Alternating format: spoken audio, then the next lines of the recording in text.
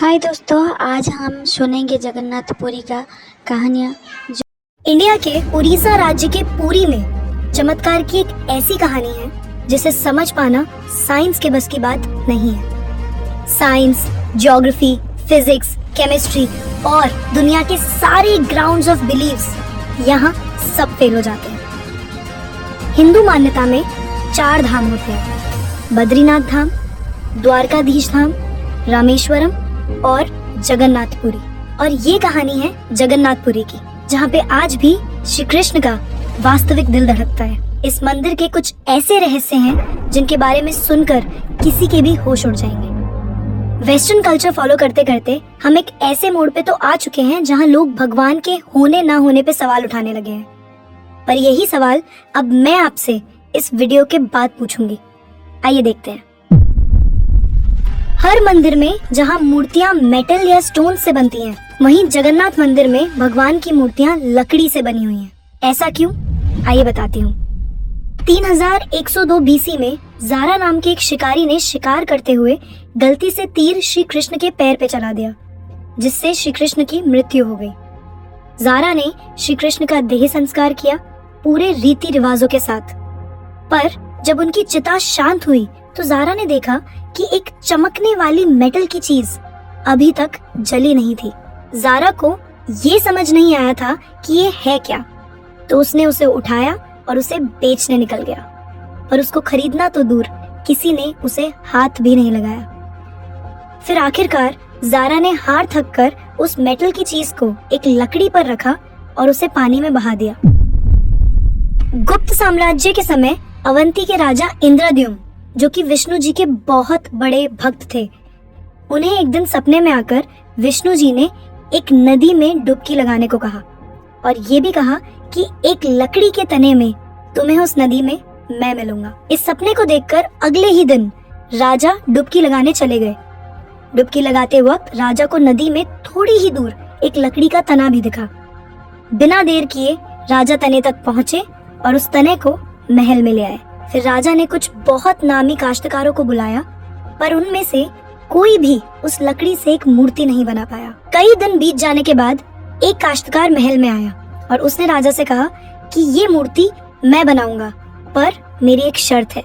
राजा ने काश्तकार से उसकी शर्त पूछी, क्योंकि राजा किसी भी शर्त को मानने के लिए तैयार थे। तो काश्तकार ने कहा कि ये मूर्ति बनाने के लिए मुझे पूरे 21 दिन का समय चाहिए और मैं चाहता हूँ कि 21 दिन से पहले ना तो कोई मुझसे बात करे, ना मिले और ना ही मेरे किसी भी काम में विलंब डाले। राजा ने खुशी खुशी ये शर्त मंजूर कर ली। मूर्ति बनाने का काम शुरू हुआ। रोज मूर्ति बनने की आवाजें भी आती थी, पर धीरे धीरे वो आवाजें बंद हो गई। अवंती की रानी को लगा कि शायद भूख प्यास से काश्तकार मर चुका है, इसीलिए उन्होंने जहाँ मूर्ति का काम चल रहा था उस कमरे के दरवाजे को खुलवाने की जिद की और राजा को उनकी बात माननी पड़ी। जैसे ही दरवाजा खुला तो उन्होंने ये देखा कि वहाँ कोई काश्तकार था ही नहीं। सिर्फ और सिर्फ 3 मूर्तियाँ थी: भगवान जगन्नाथ, उनके भाई बालभद्र और उनकी बहन सुभद्रा। और उसी जगन्नाथ जी की मूर्ति में वो मेटल वाली चीज भी रखी गई थी, जो कि कुछ और नहीं, श्री कृष्ण का धड़कता हुआ दिल था। ये कोई नॉर्मल ह्यूमन हार्ट नहीं है, ये एंशिएंट एडवांस टेक्नोलॉजी का क्लियर सबूत है। ये हार्ट एनर्जी ट्रांसमिट करता है और हम सब ने ये तो पढ़ा ही है that stones and metals are good conductors of electricity and wood is a bad conductor of electricity. इसीलिए idols in the Jagannath temple are made up of wood. सिर्फ यही नहीं, हर 12 साल में एक बार भगवान की नई मूर्ति स्थापित की जाती है और भगवान के दिल को उस मूर्ति में शिफ्ट किया जाता है। ये किया इसलिए जाता है क्योंकि जो energy transmitting device, if we talk scientifically, उस मूर्ति में होता है, वो इतनी एनर्जी ट्रांसमिट करता है that the wood gets depleted with time और इसीलिए उसे बदलने की जरूरत होती है। पर इसे बदलने का प्रोसेस भी इसी की तरह बहुत इंटरेस्टिंग है। हर 12 साल में एक दिन ऐसा होता है जिस दिन मंदिर में किसी को एंट्री नहीं मिलती। पूरी शहर की बिजली काट दी जाती है। मंदिर के मेन पंडित की आंखों पे पट्टी और हाथों में बड़े और मोटे ग्लव्स पहनाए जाते हैं और 100% अंधेरे में इस दिल को निकालकर नई मूर्ति में फिर से स्थापित किया जाता है। जिन पंडितों ने इतिहास में ये सेरेमनी करी है, उनका कहना है कि उन्होंने देखा तो कभी नहीं, पर इस चीज को, जिसे हम ब्रह्म पदार्थ भी बोलते हैं, इसे हाथों में पकड़ने पे ऐसा लगता है जैसे जिंदा खरगोश पकड़ लिया हो। माना ये भी जाता है कि अगर किसी ने ब्रह्म पदार्थ को देख लिया तो उसकी मौत उसी समय निश्चित है। इसीलिए बिना आंखों पे पट्टी लगाए किसी को भी ये सेरेमनी करने की परमिशन नहीं है।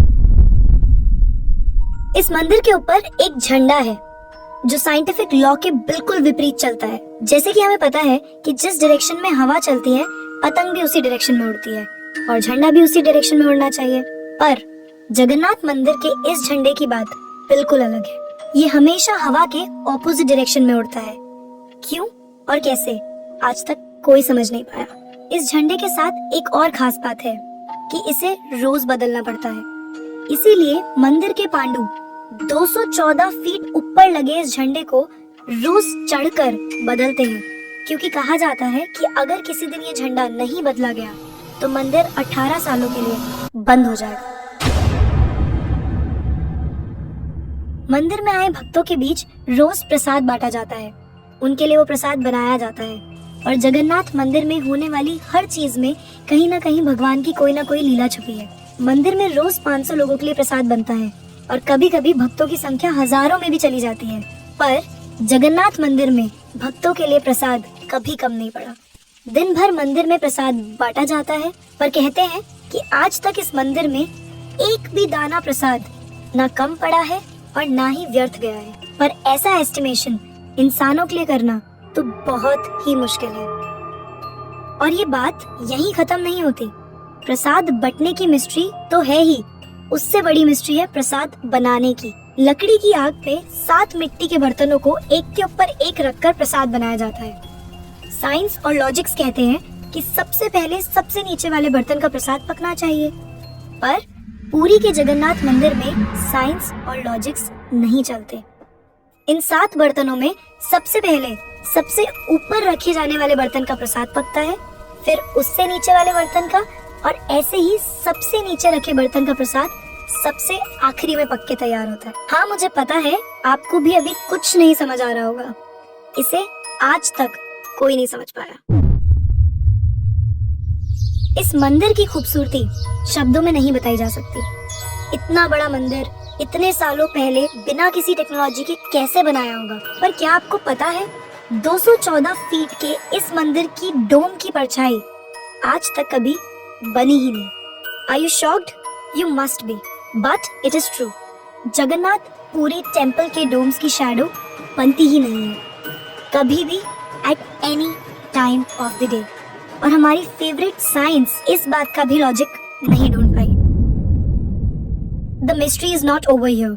जैसा कि हमें पता है कि कुछ buildings, architectures and areas no fly zones होते हैं, मतलब वहाँ ड्रोन्स, एयरप्लेन्स या कोई भी मैन मेड फ्लाइंग ऑब्जेक्ट पहुंचाने की या उड़ाने की परमिशन नहीं है।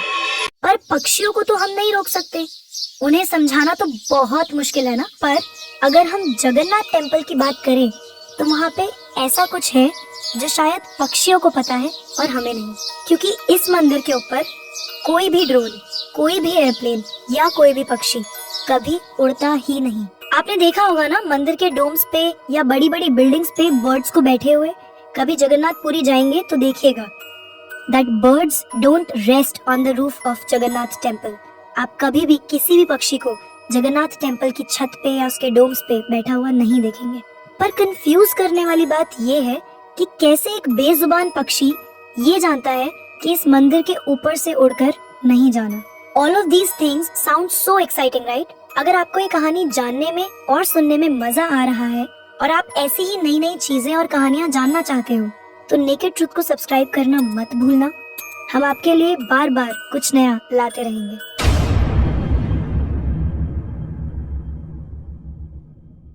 आइए फिर से चलते हैं जगन्नाथ मंदिर की मिस्ट्रीज की तरफ। सुदर्शन चक्र, ये नाम तो आपने सुना ही होगा। सुदर्शन चक्र भगवान विष्णु का अस्त्र है। ये अधर्म का विनाश करता है। जगन्नाथ मंदिर के टॉप पे एक सुदर्शन चक्र है और उसे आप जिस भी डायरेक्शन से देखोगे उसकी फेसिंग आप ही की तरफ होगी। भगवान जगन्नाथ, जिनके नाम का मतलब ही जगत के नाथ है, इनके मंदिर में लाखों श्रद्धालु अपनी आस्था और प्यार भगवान के लिए लेकर आते हैं। पर इस मंदिर में सिर्फ हिंदुओं को दर्शन करने की अनुमति है। किसी भी और धर्म के इंसान को दर्शन बाहर से ही करवाए जाते हैं और दर्शन करवाकर भेज दिया जाता है। जैसे कि हमारी ex prime minister Indira Gandhi ji, वो भी जगन्नाथपुरी गई थी दर्शन करने, पर क्योंकि वो फारसी हैं और हिंदू नहीं और उन्हें उनका सरनेम फिरोज गांधी से मिला है, इसीलिए इंदिरा गांधी को भी दर्शन करने की अनुमति नहीं दी गई। सिर्फ यही नहीं, 2005 में थाईलैंड की प्रिंसेस महाचक्री सिंधोन को भी जगन्नाथपुरी टेम्पल में एंट्री नहीं दी गई थी, क्योंकि यहाँ फॉरेनर्स अलाउड नहीं है। उनके लिए अरेंजमेंट्स की गई थी और दर्शन बाहर से ही करवाए गए। 12वीं सदी से बने हुए इस मंदिर को स्विट्जरलैंड की एक महिला ने 1,78,00,000 रुपए का चढ़ावा भी चढ़ाया। ये मंदिर में चढ़ाया गया अभी तक का सबसे बड़ा चढ़ावा है। पर फिर भी क्योंकि वो हिंदू नहीं है, दर्शन उन्हें भी बाहर से ही करने पड़े। हमारे ही धर्म की इतनी सारी बातें हैं जिसके बारे में हमें कुछ पता ही नहीं। हम आंखें बंद करके किसी भी कल्चर को, किसी भी ट्रेंड को फॉलो करते जा रहे हैं। हम भूल गए हैं कि हम एक ऐसे धर्म से जुड़े हैं जिसने दुनिया में संस्कृति, सभ्यता, परंपरा और संस्कार को हमेशा जिंदा रखा है। ये सनातन धर्म है और अब हमें धर्म को बचाना है। हर साल पुरी में जगन्नाथ जी की रथ यात्रा भी निकलती है। ये 9 दिन का त्योहार होता है जिसमें भगवान श्री जगन्नाथ, देवी सुभद्रा और भगवान बालभद्र को गर्भगृह से निकालकर रथ पर बिठाकर यात्रा करवाई जाती है। माना जाता है कि ये यात्रा इसलिए निकलती है क्योंकि भगवान इन 9 दिनों में प्रजा के बीच आकर प्रजा के सुख दुख को खुद देखते हैं और इस यात्रा में लाखों करोड़ों भक्तों की भीड़ हर साल इस यात्रा का हिस्सा बनती है। जगन्नाथपुरी मंदिर की मिस्ट्रीज यहाँ खत्म नहीं होती। और भी बहुत सारी कहानियाँ हैं जो हम नहीं जानते, जैसे कि हर साल भगवान 15 दिन के लिए बीमार पड़ते हैं और भक्तों के लिए मंदिर में दर्शन बंद कर दिए जाते हैं। पर बहुत कम लोग जानते हैं कि ऐसा क्यों होता है।